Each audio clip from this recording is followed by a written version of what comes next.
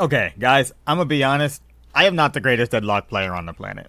But I've got like 300 hours, so I fully believe I have an idea that I know what the fuck I'm talking about. The rank system just hasn't been very kind to me. I had this drifter the other day who was just going at the entire team, like my team. But we'll get into that later. That's actually one of the points I want to talk about today. This video is just about how to be more consistent in Deadlock. This isn't going to be a guide on how to climb through the ranks and become the #1 player in North America. This is just a small guide on how to be slightly, not even slightly, exceptionally more consistent inside of this game. Because, let's be honest, this is a fun game, but this game is hard as fuck. This game is hard as fuck. This game takes all of the best elements of other MOBAs like League of Legends and Smite, and then adds in like platforming shooting.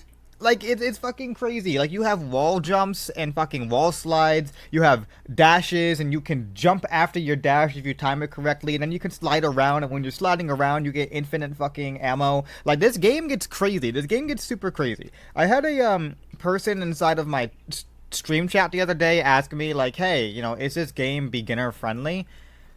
No, no, this game is not beginner friendly. This game's not beginner friendly at all. There's a lot you need to learn. Like one of the biggest things that I have learned recently, and again, I'm like 300 hours into this game, all right? I'm pretty deep into it. One of the biggest things I've learned recently is that Life Strike, which is, that one green item where when you punch people, you get health back. That item sucks. Like, that item sucks bad. That item sucks really fucking bad. Mystic Regeneration does what Life Strike does, and does it better. Now, you can't use Mystic Regeneration on everybody, like Silver, for example. She only really has one spirit move. But, if you're playing Yamato, why would I buy Life Strike when I can get Mystic Regeneration, pop her 1 or her 3, and then I'll get, like, just as much, if not more, healing back. And no, not even just as much. I will get more healing back, because Mystic Regeneration procs more often than Life Strike does. And it's small things like that you pick up like while playing the game, just over the course of the game, that's going to make all the world of difference. So this video, I'm just going to go over some of the basic stuff that I feel like everybody should know. And, if it gets good reception, I'll make more videos going more into depth on it, because this is something that I like learning. I enjoy delving deeper into this game, and I want more people to get into it. But the problem is there's a big hurdle called what the fuck do I do? And people just get stuck, bro. They get stuck bad. They get stuck really bad. So let's just get right into it. We're gonna go into our first talking point here, which is character roles. All right, there's a lot of different roles inside of this game which are not clearly spelled out and defined to you. Again, in games like Smite and like League of Legends, they tell you straight up, like, this character is a jungler, or rather an assassin. This character is a support. This character is a carry. You don't have that in Deadlock. In Deadlock, it's kind of just whatever the fuck you can make work. So let's just go over the first one here. We got frontliners. Frontliners are going to be characters like Silver, Yamato, and Billy. These characters naturally have a lot of regeneration or survivability built into their kit, on top of just a lot of health. These guys have so much HP. Yamato, for example, I had a match the other day where Yamato had like 4,000 HP by the end of the match. Dude, that's a lot of HP inside of this game. That's a lot of HP. And your entire job as a frontliner is to be the person who everybody is looking at. I know you guys have played with an Abrams, and the Abrams just keeps on running up to you and shoving you into a wall and then shoving his fucking fist into your fucking face. Like, I know this has happened to you guys, and I know you guys know how frustrating it is. That's because he is a frontliner, and that is his job. When you are playing one of these characters with a bunch of HP, your job is to annoy the shit out of everybody on the enemy team and make them all look at you, so that everybody else can get the picks and they can swoop in from the back, and Mina can blow that guy's head off with the love bites, and what's her name, Vindicta, can be inside the air and she can she can be shooting people from out the sky and shit like that. Like, You don't want people to be looking at your squishies. You want them to be looking at you when you are the frontliner. It's super important. Now, frontliners have a bit more nuance to them as well. You shouldn't just be like running inside of there and like waving your arms around inside the sky and being like, look at me, look at me. If you're being like a Yamato, for example, and there is a like Wraith on the enemy team, ideally you would want to swoop in and you would want to kill that Wraith, or at least shut her down or make her available to be killed by an enemy or by an ally is what I mean. Make her available to be killed by an ally because she does a lot of damage and she does a lot of damage very quickly. So the longer that she is alive inside of a team fight, the more damage she's going to be doing. Try to think about this like Overwatch, right? When you're a tank and you're running in there, you don't want to just look at the other tank. You want to try to get that Hanzo in the back line to pay attention to you, or if you can, pick him off. You want to try to get to those healers inside the back and, kill those exposed healers. That way that they can't support their team. Like, your role as a frontliner is to be the tank. You don't need to be getting a billion gajillion kills, and because of that, you don't need the most souls on your team. But it is super important, that you are able to control and maintain control over the flow of combat. That is your job. For characters like Yamato and Billy, this is more easy. Just because Billy is able to pull everybody in using his ult, Yamato is able to use her ult to become briefly invulnerable, and then the cast times on all of her abilities are dramatically shortened. For characters like Silver, this is somewhat more difficult because Silver, you really have to play like a hunter. You have to, crawl in through the shadows inside the back, and you gotta boop, boop, boop, and, slam fire. Toss your bola. Your bola slows them down. Like, you want to corner somebody, make them panic, and then transform into a wolf. That way you can kill them, get the rest of the team to rush over to you, and you just one by one pick them off with your teammates. Like, there is a very unique play strategy to every one of these characters. Every character inside the game has a unique play strategy. Like, let's just be honest here. But we're just gonna leave it at that. We're gonna move on to the next one here. Assassins, yo, these characters. Let me tell you. If the frontliners are the bread holding the sandwich together, the assassins are the butter making everything go super smooth. Listen, Drifter, Calico, Mina. We're just gonna name these three people for now. There's definitely more assassins inside the game, but we're just gonna name them. Drifter, this dude will hunt you down. If you see an enemy Drifter and this dude got fed during his laning phase, you may as well just consider it GG. It is still possible to win, but that Drifter is going to be doing damage because that is his job. That Mina, if she gets fed during the early game, she is going to be blowing you up every time she shoots you 4 to 8 times. She is going to blow you sky high. That that Calico, I don't even know what this character does. It just, when Calico gets on screen, I just explode and die. Like, she shoots so fast. She has such crazy movement abilities. She is such a quick character. Like, she's going to blow you up and kill you. That's just what she does. Because that's the role of an assassin. These guys go through the jungle. These guys go through the jungle. They shoot the creeps inside of the jungle. They rack up their points, and then they pull up on you and they blow you up and they escape. You should never see a Mina in the front lines of combat except to swoop in there, shoot somebody a couple of times, and then swoop back out. Like, these guys are scary. Almost as scary as the M1 carries. Alright? M1 carries, bro. These guys, they are the drink. Alright?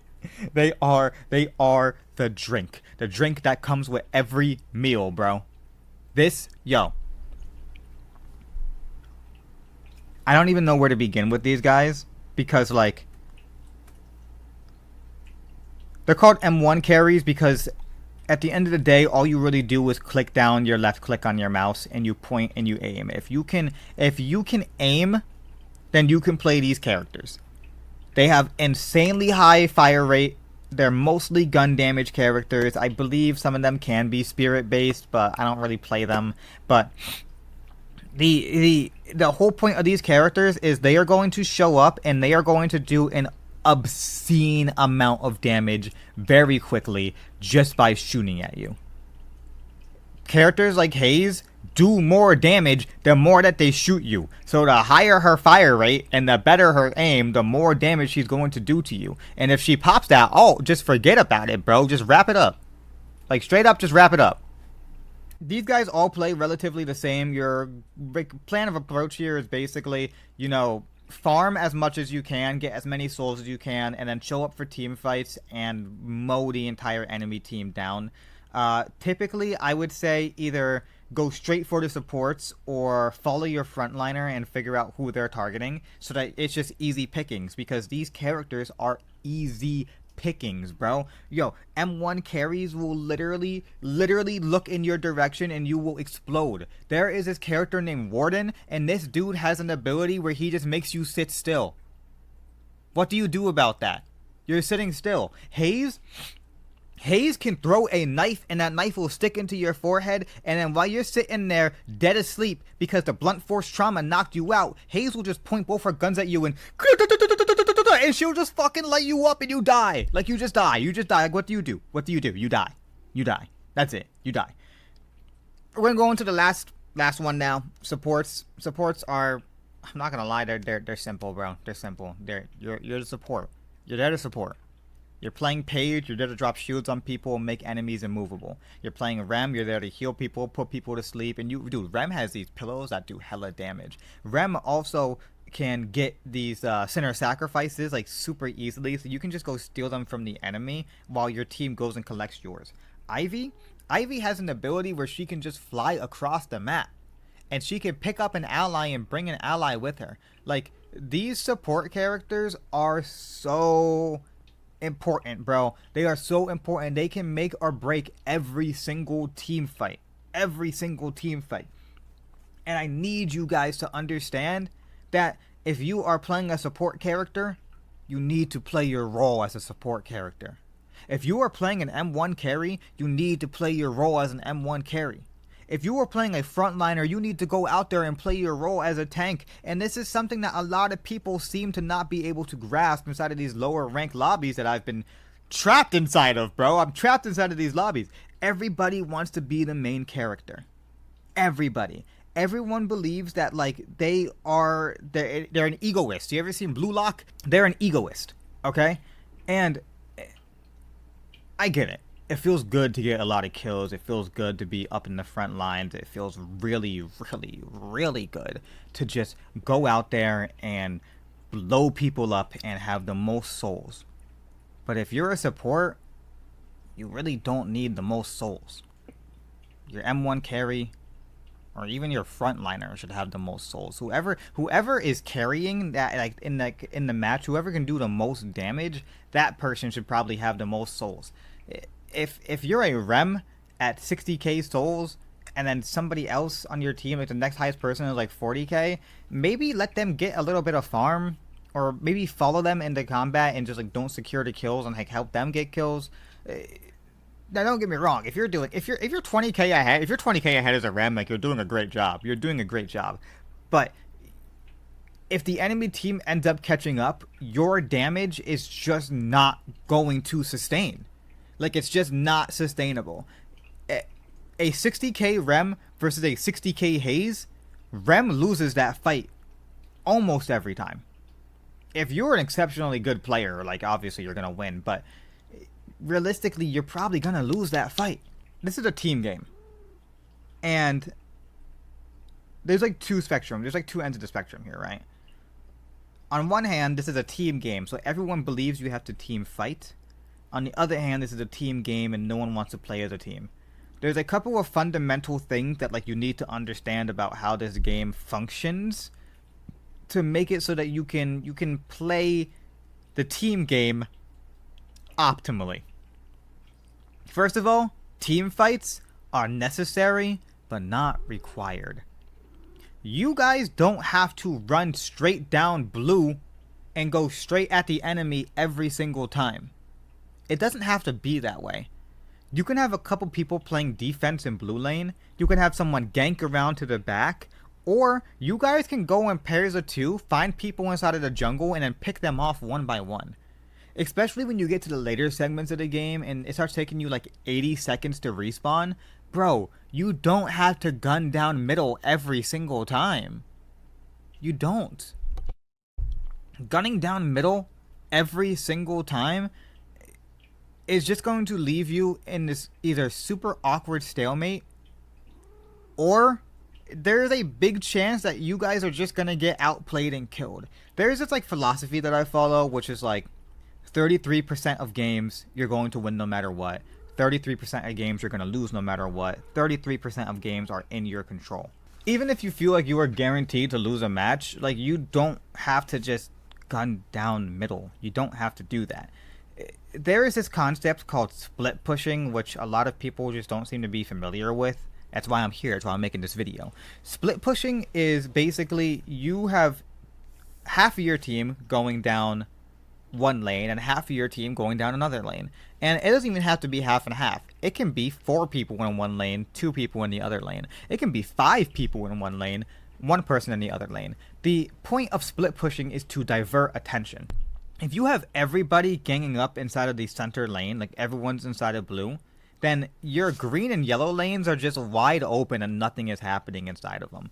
You could have 3 people going down blue, 2 people going down yellow, and 1 person going down green. And if everyone were to at the same time push forward, yes, not everybody is going to get their walker, but more often than not, you guys are going to be able to walk away from that getting a walker. If you guys are, for whatever reason, you know, like inside a green lane, and there's 5 of the enemy team fighting 3 of you, then you have 5 people fighting you right now, distracted, fighting 3 people, which leaves 3 of your teammates free to push up and go take one of the other walkers. Like, it's all about playing objective. This game is all about playing objective. And on top of split pushing, right, if you are split pushing and you are a single person inside of a lane, don't be scared. This is actually a good thing, because even if you don't get down there and kill that walker, if you are just killing minions, 100% of the souls that accrue from murdering minions goes into your pocket. So the thing is, right, is the more people you have inside of a lane, the less souls that you get when souls are distributed.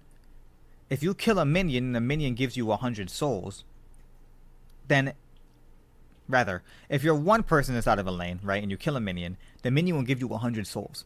If there's 2 people inside of the lane, the minion will give you 50 souls. If there's 3 people, they'll give you 33. If there's 4 people, they'll give you 25. You see what I'm getting at? The souls will split down depending on how many people are inside of your lane. So you really want to be solo laning, especially if you're a M1 carry or an assassin. Like, you really want to be solo laning just for a little bit, maybe 5-10 minutes inside of the match, just so you can ramp up and go get those boxes. Bro, get those fucking boxes. I cannot tell you how many free boxes I get, because I just be running around and I swoop in and I pick up a box and I go about my business, because no one else is collecting boxes. Boxes give you souls. Those little golden statues, they give you buffs. Go get those. Like, if you're not getting those, bro, you are putting yourself behind for no reason. For no reason. I already went over aggro. Picking is super important inside of these fights. Picking in team fights, in any fights in general, even if you're just picking 1 person off in jungle, picking is important. For instance, Mina does a lot of damage. Mina does a lot of damage. When she gets Love Bites on you, Love Bites just takes a chunk of your HP, and if she has Tank Buster, it's taking even more. But if you can secure a kill on Mina, then one of their big damage dealers is just out of the game for the next 30 to minute and a half. Like, she has the lowest HP pool inside of the game, and this is like knowledge that you can obtain by just going out and watching YouTube videos, right? Mina has the lowest HP pool in the game. So knowing that, if you're a high damage dealing character and there is a Mina inside of a fight, why not just take her out really quick and then go focus on everybody else? She's slippery, trust me. She's a slippery little vampire bat. I get it. But like, if you take her out, then you don't got to worry about getting shot in the back of the head and then having her bite your neck and suck your blood. Not that I would mind, but not that I would mind. And then priority is going to change from match to match. Who you prioritize, like killing inside of these fights, it's all situational. A lot of things in this game are situational. You're going to come to learn that. But you should try to identify who your priority should be inside of these fights, and then get them out the way as soon as possible. My personal suggestion is always going to be Vindicta, Mina, Bebop. Fuck Bebop. I hate Bebop. Maybe Viscous, and then whatever other supports are around. Those are just like usually my priority, my go-tos. But again, it changes every match. It changes every match. You never really know. You never know. Next, morale. Morale is huge. I talked about this drifter earlier who was like yelling at our team. All right. Yelling at your team and insulting them and calling them stupid and then muting them when they don't agree with you does not get anybody anywhere. This does not help anybody. Like, this doesn't help you. This doesn't help me. This doesn't help any of us. All it does is get us stuck inside of a match with someone who we don't like for 45 minutes. I don't have to like you. You don't have to like me. We are here to play the game and win. Can you just lock in and tell me what I could be doing better rather than insulting me? This drifter the other day was really upset because Abrams got fed inside of the lane. And then when the player tried to explain, like, oh yeah, this is what happened, so drifter just called him an idiot and then told him he was getting muted. And that player went on to drop like he killed 5 of the 6 enemies inside of a team fight. And so the drifter stopped insulting him and then moved on to insult somebody else on the team. Like, what do you possibly gain from that? What do you gain from going into the all chat and going, L team, my team sucks, my team is garbage? Like, you're not doing anything but pissing off your teammates. It's not constructive. We are here to all play something that we enjoy and grow to be better at playing what we enjoy. What you're doing is not constructive. Don't do that shit. Don't do that shit, bro. Your attitude towards this game is going to directly reflect on how well you play the game and how well your matches are going to go. Dude, don't go into a casual match or a standard match or whatever and go, oh, it's just quick play. Don't be like that, bro. Don't be like that. Because for some people, that quick play match is determining whether or not they're going to get into ranked. For some people, this is the only match they get to play through the entire game. Sorry. Shit. For some people, this is the only match they get to play through the entire day. Like, some people are just not going to have the opportunity to turn this game back on for the next 24 hours or maybe even longer. These, like, just quick play matches, like, they mean something to some people, bro. This is a chance to grow and get better and enjoy something that you enjoy, or rather, this is a chance to grow and get better and do something you enjoy doing. Don't be a hard ass, bro. Don't be a hard ass. Don't be a hard ass. Next up, movement. Movement is super important inside this game. There's a ton of videos you can go watch on YouTube. I am not making a movement tutorial. I fucking suck at movement. I'm not doing it. Again, go on YouTube, type in Deadlock movement tutorial. Please, for the love of God, do it. This will literally change the whole game. Learn the importance of wall jumping, wall sliding, strafing. I'm 300 hours into the game. I'm still learning how to do it. The more that you practice it, the better of a player you will become. Believe me, it really changes the game. Movement speed items are insane. They are insane. Enduring speed and trophy hunter, so good. So good. On the inverse, if you get slowing hex and you slow somebody down, weighted shots, bro, watch the game change. Watch the game change in your favor. Try to counter buy. I don't really have too much about counter buying in my little quick notes, my footnotes here. But counter buying is super important. M1 carries, shut them down with a disarming hex. Just make them unable to shoot. What the hell are they gonna do? Ability heavy characters like Yamato, silencer, bro. Silence them. Suppressor. Shut them up. Make them unable to do anything. Counter buying is super important. Cursed relic, you can never go wrong with cursed relic. You can never ever go wrong with a cursed relic. Just buy it. Just buy it. Buy it in one match and try it out. And that's really all I got. That's all I got. Again, if you guys want more in-depth videos, leave a like, comment, subscribe. Let me know what you thought of this. Let me know some of your personal opinions on things that. Leave some of your personal opinions on what you believe new players should know. If you think that anything I said inside this video was wrong, shit, tell me, because I'm still learning too.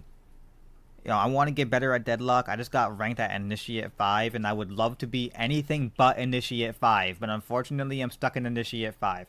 I lost a lot of my placement matches because, like that Drifter, for example, just aggroing our whole team. I had this one match where this Calico, literally started walking into a wall, and then didn't do anything for, 7 minutes, and then came back and was like, shit, I fell asleep. Bro, why are you queuing into a ranked match when you're falling asleep, bro? What what are you doing, bro? Yeah, it's been an unfortunate time, but we're gonna climb. We're gonna get out this shitty rank. Thanks for watching the video. I hope I was able to help out somebody here. And if I didn't, well, JJ's.